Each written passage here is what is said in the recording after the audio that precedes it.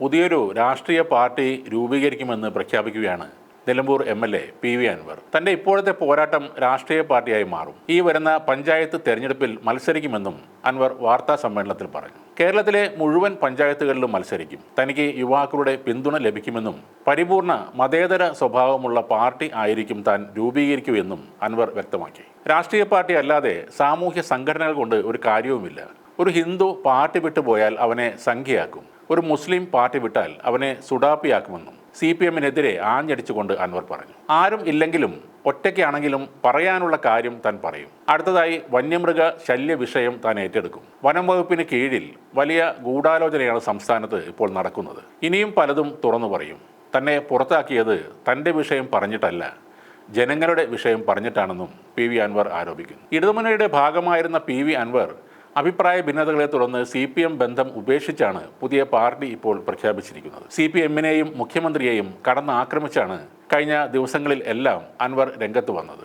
ഇന്നും മുഖ്യമന്ത്രിക്കെതിരെ അൻവർ ആരോപണങ്ങൾ ഉന്നയിച്ചു. ദ ഹിന്ദുവിലെ വിവാദ അഭിമുഖം ഒരു ഗൂഢാലോചനയാണെന്നാണ് അൻവർ ആരോപിക്കുന്നത്. മുസ്ലിം ഭൂരിപക്ഷമുള്ള ജില്ല എന്നാൽ അത് ദേശദ്രോഹികളുടെ നാടാണ് എന്ന് വരുത്തി തീർക്കാനാണ് മുഖ്യമന്ത്രി ശ്രമിച്ചതെന്ന് അൻവർ വീണ്ടും കുറ്റപ്പെടുത്തുകയാണ്. മുഖ്യമന്ത്രി സ്ഥാനം ഒഴിയുന്നത് തന്നെയാണ് മുഖ്യമന്ത്രിക്ക് ഏറ്റവും നല്ലത്. ഇക്കാര്യം പാർട്ടി തന്നെ ആലോചിക്കട്ടെ. താനായിരുന്നു ആ സ്ഥാനത്തെങ്കിൽ മാറി നിൽക്കുമായിരുന്നു. തൻ്റെ കൂടെ നിൽക്കുന്നവർ എല്ലാം വർഗീയവാദികളാണോ? ഒക്ടോബർ 6-ന് മഞ്ചേരിയിൽ ജില്ലാതല വിശദീകരണം സംഘടിപ്പിക്കും. അന്ന് 1 ലക്ഷം ആളുകളെ പങ്കെടുപ്പിക്കും. അവരും സാമൂഹ്യ വിരുദ്ധരാണോ എന്ന് മുഖ്യമന്ത്രി തന്നെ പറയണം. കുളിപ്പിച്ച് കുട്ടി ഇല്ലാതെ ആകാതിരുന്നാൽ മതി.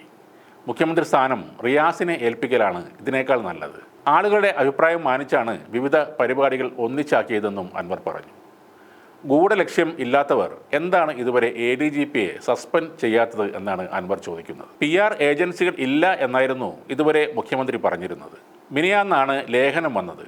രാവിലെ തന്നെ പത്രം എല്ലാവർക്കും ലഭിച്ചിരുന്നു. എന്നാൽ ഹിന്ദുവിലെ അഭിമുഖത്തിലെ പ്രതികരണം വന്നത് ഒരു ദിവസം കഴിഞ്ഞിട്ടാണ്. തെറ്റു പറ്റിയെങ്കിൽ തിരുത്താൻ വൈകിയത് എന്തുകൊണ്ട് അന്ന് തന്നെ പ്രതികരിച്ചില്ല എന്നാണ് അൻവർ ചോദിക്കുന്നത്. മുഖ്യമന്ത്രിയുടെ ഓഫീസ് പറയുന്നത് പച്ചക്കള്ളമാണ്. മുഖ്യമന്ത്രിയുടെ ഓഫീസിൽ നിന്ന് വാർത്താക്കുറിപ്പ് പോലും അതുവരെ വന്നില്ല. പ്രതികരണം വരുന്നത് 32 മണിക്കൂറിന് ശേഷമാണ്. ഹിന്ദു പത്രവുമായി അഡ്ജസ്റ്റ്മെൻറ്റ് ചെയ്ത ശേഷം നടത്തിയ നാടകമാണ് ഇന്നലെ സംഭവിച്ചത്. കരിപ്പൂർ എന്ന വാക്കും കോഴിക്കോട് എയർപോർട്ട് എന്ന വാക്കും ഇന്നലെ ആദ്യമായി മുഖ്യമന്ത്രിയിൽ നിന്നും കേട്ടു. ഇന്നലെ രാത്രിയെങ്കിലും മാറ്റി പറഞ്ഞതിൽ നന്ദിയുണ്ടെന്നും അൻവർ പറയുന്നു. ലോക്സഭാ തെരഞ്ഞെടുപ്പിൽ ഇടതുപക്ഷം പരാജയപ്പെടാൻ പോലീസും ഒരു കാരണമാണ്. നികുതി വർധനയും പെൻഷൻ നൽകാത്തതും വന്യജീവി പ്രശ്നങ്ങളും രാഹുൽ ഗാന്ധിയുടെ സാന്നിധ്യവും ആ തോൽവിക്ക് കാരണമായി.